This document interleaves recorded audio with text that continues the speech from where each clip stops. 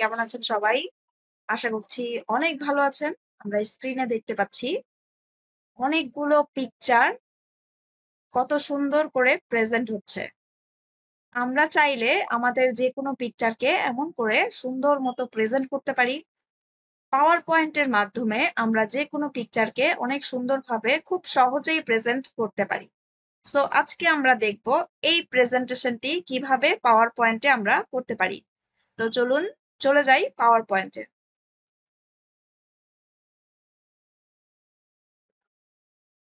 প্রেজেন্টেশনটি করার জন্য আমি নতুন একটি পাওয়ার পয়েন্ট স্লাইড অন করে নিলাম এবং এখানে আমাদের যে টার্গেটেড পিকচার গুলো আছে সেগুলোকে আমি ইনসার্ট করে নিচ্ছি। ইনসার্টে যাব, ইনসার্ট থেকে পিকচারে যাচ্ছি, পিকচার থেকে দিস ডিভাইসে যাব। আমরা প্রথমেই ঠিক করে নিব যে আমরা কোন পিকচার গুলো নিয়ে আমাদের প্রেজেন্টেশনটি করতে চাই। তো আমি ডেস্কটপেই কিছু ইমেজ রেখে দিয়েছি, এই ইমেজগুলো নিয়ে আমি এই প্রেজেন্টেশনটি করতে চাচ্ছি।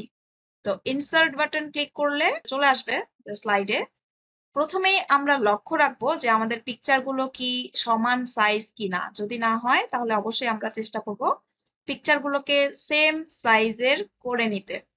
তো এখানে অনেক ধরনের সাইজ থাকতে পারে, যদি থাকে সেক্ষেত্রে আমি দেখিয়ে দিচ্ছি যে কিভাবে আমরা পিকচারগুলো সেম সাইজ করে নিতে পারি। তো যে কোনো একটি পিকচার সিলেক্ট করে পিকচার ফরম্যাট থেকে চলে যাব ক্রপে। ক্রপের পরে যাব অ্যাসপেক্ট রেশিও। এখানে যদি যাই, এখানে আমাদের নানান ধরনের সাইজ দেওয়া আছে, আমরা যে কোনো একটি পছন্দ করে নিতে পারি। আমি 4:3 এটি সিলেক্ট করলাম, দেন আবার ক্রপে ক্লিক করে দিলে আমাদের একটা সাইজ সিলেক্টেড, একটি সাইজ হয়ে গেল। পরবর্তী সবগুলো পিকচারকেই আমি সেম ভাবে অ্যাসপেক্ট রেশিও থেকে 4:3 এমন করে সাইজ করে নিচ্ছি। 4:3। তো সবগুলো পিকচার দেখা যাবে সমান দৈর্ঘ্য প্রস্থ সবগুলোই সেম সাইজের হচ্ছে। তো যেটা করতে হবে আমাদের, স্লাইডের বরাবর আমরা এই পিকচারগুলোকে অ্যারেঞ্জ করব। ক্রপ থেকে অ্যাসপেক্ট রেশিও, কোনো অসুবিধা নাই যে দূরে রাখলাম না কাছে রাখলাম, কারণ আমরা এটা পরে অ্যালাইন করে নিব। 4:3। সবগুলো পিকচারকেই এটা দেখা যাচ্ছে অনেক লম্বাটা বেশি, তাই না? ক্রপ করে আমরা অ্যাসপেক্ট রেশিও থেকে 4:3 করে নিলাম। তো এখন কিন্তু পিকচারটা হয়ে গেল ওই পিকচারের সাইজ। ওকে, দেন এই পিকচারটিও আমরা 4:3 করে নিচ্ছি, অ্যাসপেক্ট রেশিও থেকে 4:3। দেন টপ ইমেজ অ্যাসপেক্ট রেশিও 4:3, এটাও করে নিচ্ছি অ্যাসপেক্ট রেশিও থেকে 4:3। সবগুলোই পিকচার আমরা একই সাইজের করে নিচ্ছি যেন দেখতে প্রেজেন্টেশনটা যেন দেখতে সুন্দর লাগে। 4:3, ওকে, অ্যাসপেক্ট রেশিও 4:3। দেন এটাও করে নিচ্ছি অ্যাসপেক্ট রেশিও থেকে 4:3। ওকে, ডান। সো আমরা সবগুলো পিকচারকে প্রথমে আমাদের যে স্লাইডটি আছে সেটার বরাবর আমরা সবগুলোকেই রাখবো। তো সবগুলো পিকচারকে সিলেক্ট করে আমরা একটু ছোট করে নিব যেন আমাদের স্লাইডের মিডিলে পিকচারগুলো সুন্দর মতো ফিট হয়।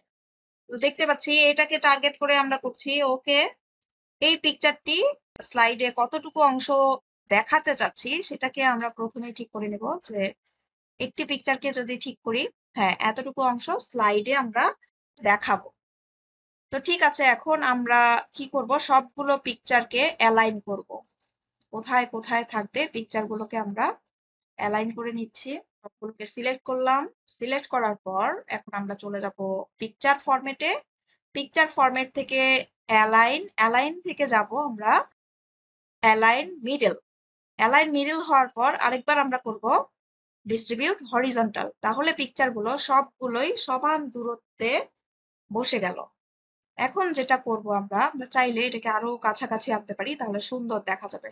অথবা আমরা এমন করেও কিন্তু প্রেজেন্ট করতে পারি, কোনো অসুবিধা নাই। আমরা যদি চাই পিকচারগুলোর গ্যাপটা আরেকটু কমাতে, তাহলে প্রথমের পিকচারটিকে কাছাকাছি আনবো এবং শেষের পিকচারটিকে আরেকটু কাছাকাছি আনার পর সবগুলো পিকচারকে একত্রে সিলেক্ট করব। তারপর চলে যাব পিকচার ফরম্যাট, এখান থেকে অ্যালাইনে যাব।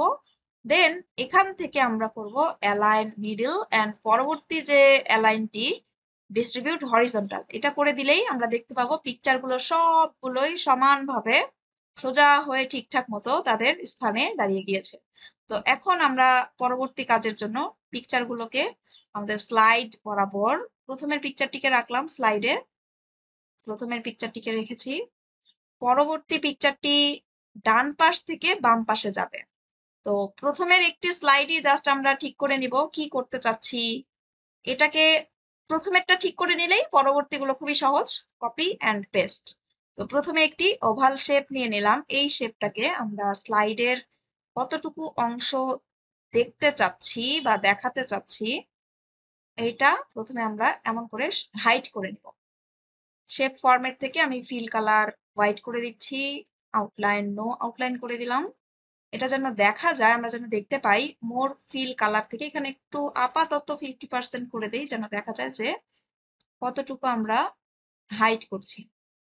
ওকে, এতটুকু হাইড করলাম, চাইলে আরেকটু বাড়িয়েও দিতে পারি। এই শেপটাকে আবার কপি করব, কন্ট্রোল বাটন প্রেস করে আছি, টেনে আরেকটা কপি করে জাস্ট স্লাইডের নিচে রাখলাম।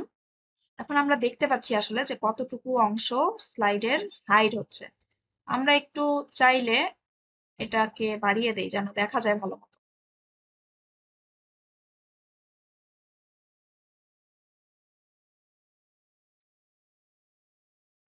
ওকে, এখন আমরা দুইটা শেপই ট্রান্সপারেন্সিটাকে 0 করে দিব।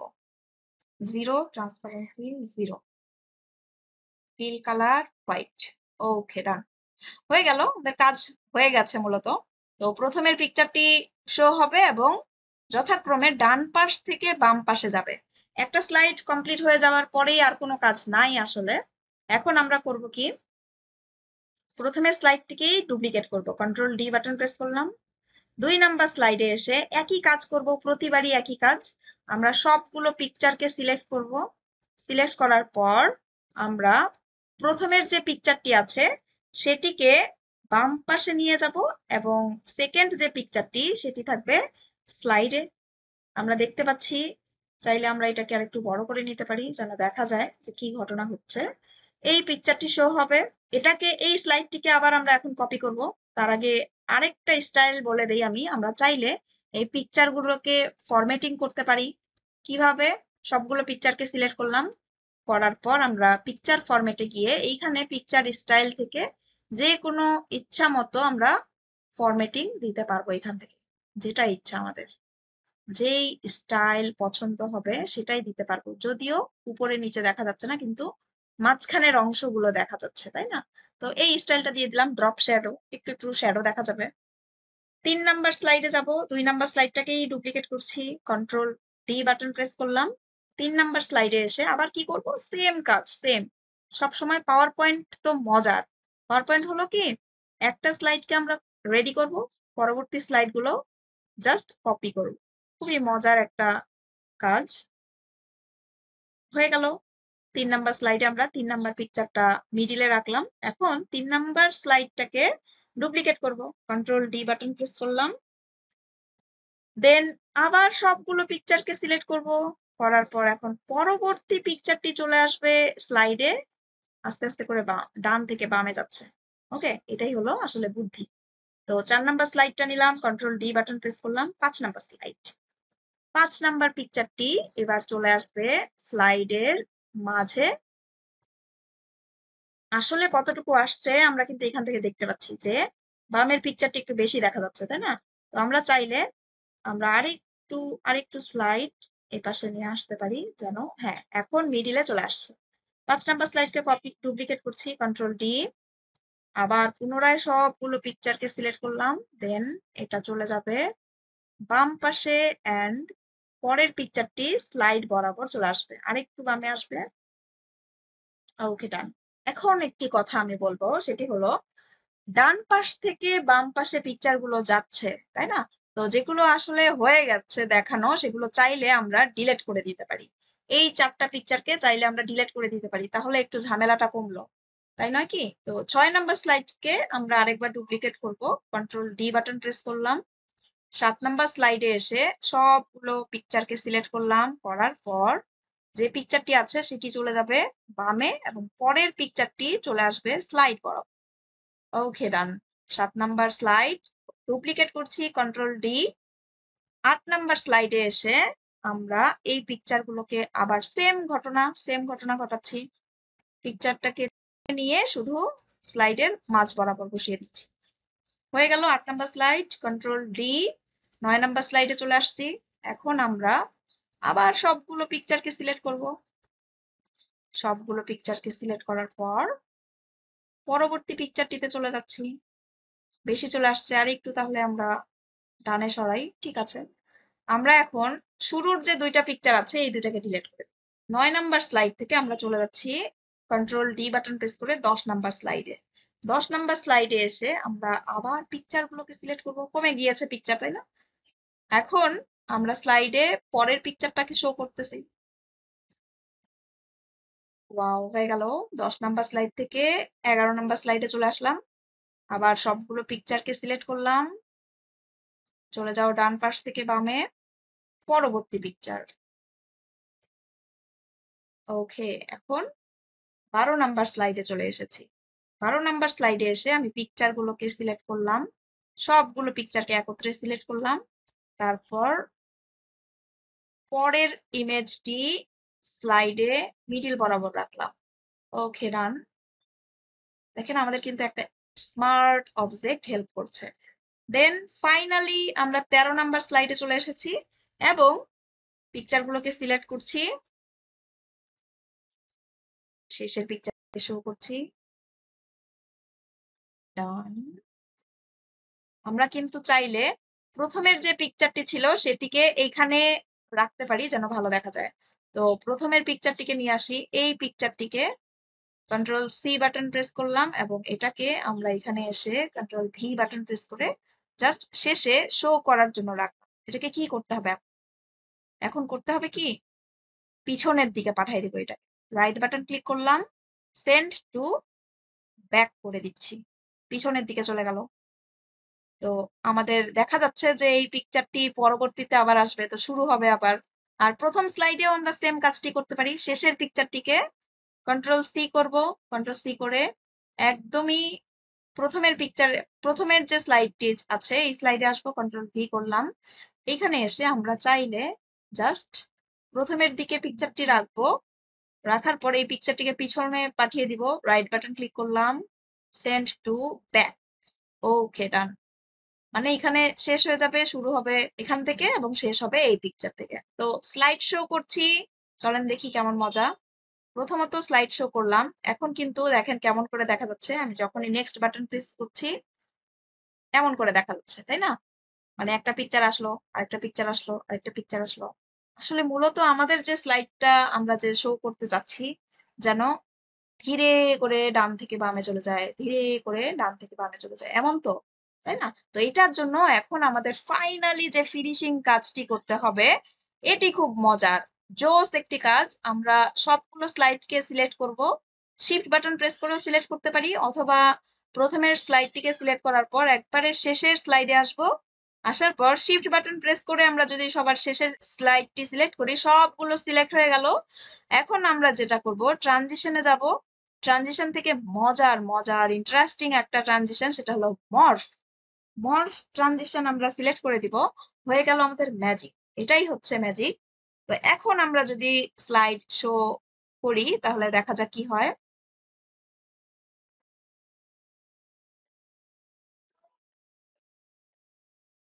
ওয়াও, আসলে আমরা যেটা চাচ্ছিলাম। আমরা চাইলে উপরের এবং নিচের শেপটি কিন্তু বাড়িয়ে দিতে পারি যেন ঢেউটা আরো বেশি বোঝা যায়, এবং আমরা চাইলে উপরে এবং নিচে এই প্লেস গুলোর নাম লিখতে পারি। উপরে আমরা লিখতে পারি এই ভিজিট, সেই ভিজিট, এমন করে লিখতে পারি, এবং নিচে পিকচার গুলোর নাম লিখতে পারি যে এটা জায়গার নাম এটা, ওটা জায়গার নাম ওটা, এমন করে আমরা যে কোনো পিকচার, আমাদের যে কোনো পিকচার এমন করে সুন্দর মতো আমরা প্রেজেন্ট করতে পারি। তো এটা পাওয়ার পয়েন্টে খুব জোস ভাবে প্রেজেন্ট করা যায়। এখন আমরা যেটা শিখবো সেটা হলো এটাকে আমরা কিভাবে সেভ করব। তো সেভ করার জন্য যা করতে হবে, আমি ইএসসি স্ক্যাপ বাটনটা প্রেস করলাম। সেভ করার জন্য আমাদের যেতে হবে ফাইলে, ফাইল থেকে আমরা চলে যাব সেভ অ্যাজ, তারপর ব্রাউজ, ব্রাউজ থেকে চলে যাচ্ছি ডেস্কটপে। এখানে এসে আমরা এটাকে করব পাওয়ার পয়েন্ট শো, এটাও করতে পারি, অথবা আমরা চাইলে এটাকে ভিডিও আকারেও সেভ করতে পারি। তো তো ভিডিও আকারে যদি আমরা সেভ করি, ভিডিও আকারে যদি সেভ করি, সেভ বাটন প্রেস করে দিচ্ছি, দেখি এক্সপোর্টিং হচ্ছে। যতগুলো ছবি আমরা ব্যবহার করব সবগুলো এখানে ধীরে ধীরে করে এক্সপোর্ট হবে। এক্সপোর্ট হওয়ার পর আমরা দেখব যে ভিডিওটি আসলে কেমন দেখা যাচ্ছে। ওকে, আমরা দেখতে পাচ্ছি ভিডিওটি এক্সপোর্টেড সাকসেসফুলি দেখাচ্ছে। চলেন আমরা দেখি যে ভিডিওটির কি অবস্থা। দেখতে পাচ্ছি ভিডিওটি এখানে ডাউনলোড হয়ে গিয়েছে। আমরা একটু প্লে করে দেখি। ওয়াও! ১ মিনিট ৩১ সেকেন্ড ভিডিওটি দেখা যাচ্ছে। তো আমরা চাইলে একটি পিকচারের পরে আরেকটি পিকচার কতক্ষণ পরে আসবে এটাও কিন্তু ফিক্সড করে দিতে পারবো। এখানে দেখতে পাচ্ছি এটি অটো ডিফল্ট ভাবে সেভ হয়ে গিয়েছে যে একটা পিকচারের পরে আরেকটা পিকচার কতক্ষণ পরে আসবে এটা কিন্তু ডিফল্ট ভাবে সেভ হয়ে গিয়েছে। তো আমরা চাইলে এটাকেও কন্ট্রোল করতে পারবো যে একটা পিকচার এতক্ষণ ধরে দেখানোর দরকার নাই, আমরা আরেকটু জলদি জলদি করে দেখাতে চাই, এটা যদি চাই তাহলে আমাদের সেটিংস থেকে একটা কাজ করে নিতে হবে। সেটার জন্য আমাদের চলে যেতে হবে আবার পাওয়ার পয়েন্টে। পাওয়ার পয়েন্টটি অন করে নিচ্ছি। ওকে, সো আমরা যদি চাই যে টাইমিং সেট করে নিতে যে কতটুকু সময় আমরা দেখাতে চাচ্ছি, এইখানে দেখতে পাচ্ছি ট্রানজিশনের ডান পাশে 2 সেকেন্ড দেওয়া আছে এখানে। অ্যাপ্লাই টু অল করে দিলে 2 সেকেন্ড পর পর হচ্ছে। তো আমরা যদি চাই এটাকে এখান থেকেও কমাতে পারি, এখান থেকেও কমিয়ে নিতে পারি। অথবা আমরা চাইলে এক্সপোর্ট করার সময়ও কমিয়ে নিতে পারি। ফাইলে যাব, ফাইল থেকে এক্সপোর্টে যাচ্ছি, এক্সপোর্ট থেকে যাব ক্রিয়েট এ ভিডিও। এখানে যদি ক্লিক করি তাহলে আমরা দেখতে পাবো seconds spend on each slide, প্রতিটি স্লাইডে কতটুকু সময় আমরা কত সেকেন্ড আমরা স্পেন্ড করতে চাচ্ছি। 5 সেকেন্ড দেওয়া আছে ডিফল্ট। আমরা এটাকে 2 সেকেন্ড যদি করে দেই, এখন আমরা ক্রিয়েট ভিডিও করছি, ডেস্কটপে সেভ করি, ভিডিও 2 সেকেন্ড এক্সপোর্ট। সো আমরা একটু অপেক্ষা করব এক্সপোর্টের জন্য। ওকে, ডান, ভিডিও এক্সপোর্টেড সাকসেসফুলি হয়ে গিয়েছে। আমরা চলে যাই ভিডিওটি দেখে আসি। ভিডিও 2 সেকেন্ড এটি অন করি, দেখতে পাচ্ছি ওয়াও 51 সেকেন্ড ভিডিওটি চলে এসেছে এবং প্রতিটি পিকচার জাস্ট 2 সেকেন্ড করে আমরা দেখতে পাবো এবং পরবর্তী পিকচারটি চলে আসতেছে। তো কেমন ছিল অবশ্যই অবশ্যই জানাবেন, আপনারা কমেন্ট করবেন যে কেমন ছিল আজকের টিউটোরিয়ালটি। এবং আপনাদের কারো কোনো প্রশ্ন থাকলে অবশ্যই কমেন্ট করে জানাবেন, অ্যান্সার করার চেষ্টা করব। লাইক করবেন, সাবস্ক্রাইব করবেন এবং সাথে থাকবেন। নেক্সট এমন কোনো প্রেজেন্টেশন নিয়ে চলে আসবো। সবাই ভালো থাকেন, সুস্থ থাকেন। দেখা হবে নেক্সট টিউটোরিয়ালে। আসসালামু আলাইকুম।